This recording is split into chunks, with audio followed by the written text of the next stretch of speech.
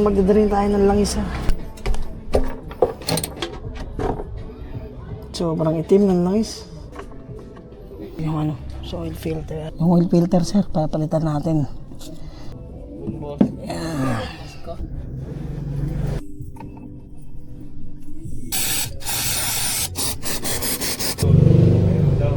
Sure na natin. Kina-check lang natin yung mga ilalim sir kung may leak. Kung wala naman siyang leak, matigas din yung mga belts. Sir, konti na yung nakuha nating langis sa kanya. So, sa mga gantong case sir, possible na overdue talaga siya. Saka sobrang itim. Normal naman sa diesel yung maitim sir, pero ito iba sobrang itim talaga niya. Saka konti na lang. Buti din natin yun. So, may wagang turo top. May wagang turo. Salin tayo ng bagong engine oil sir.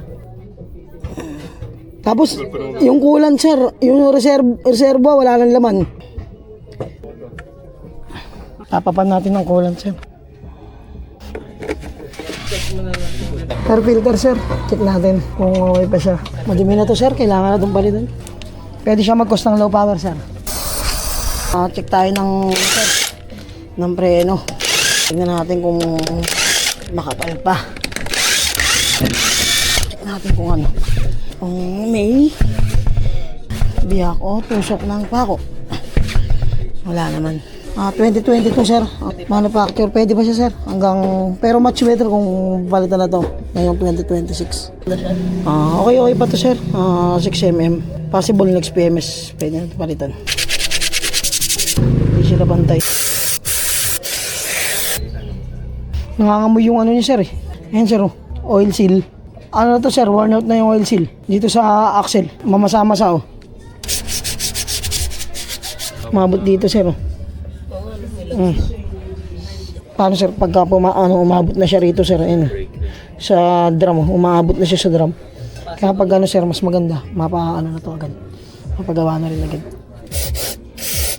Kine-check natin yung sa pangilalim sir kung may log. Yung sa lower arm sir, saka sa tie rod. Kung may tama. Ayan sir, wala naman siyang alog. Okay siya sir.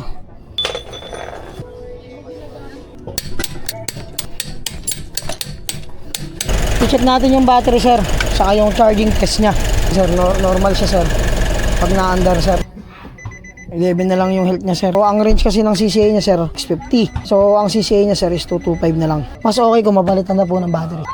Para iwas din sa abala sir. Ay, oro.